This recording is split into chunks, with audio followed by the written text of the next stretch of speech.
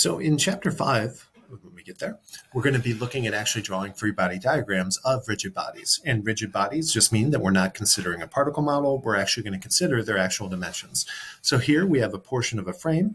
It's supported by a pin reaction at A. It's kind of loaded only by its own weight. We denote that by the fact that they're telling us the center of gravity. And it's also supported by a cable attached at point B. So the free body diagram of that will have 4 forces associated with it. Draw the weight in at the actual center of gravity. Since this is a pin connection at A, draw the 2 unknown reactions associated with a pin connection, AX and AY, and then draw a reaction at B corresponding to the unknown force associated with this cable. It only has an unknown magnitude. It's directed along the line of action of the cable. So if I were to ask you for this question, how many actual unknowns are there? If you know the weight, there's 3, AX, AY, and the magnitude of B, which is statically determinate since you can write for a general coplanar rigid body model 3 equations of equilibrium.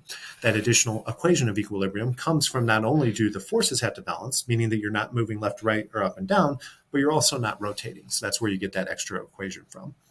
Question 16, replace the portion of the distributed load on the beam below from the midpoint to B by a single equivalent force. Remember, whenever you have a force density, you need to find 2 things, where to actually put it and what the magnitude is.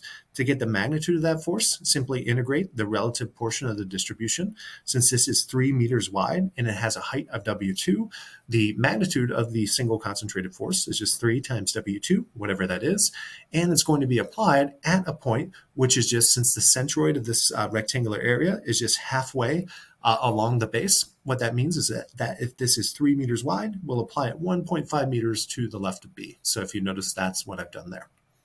And that is all for chapter 5. So I will see you all in chapter 6.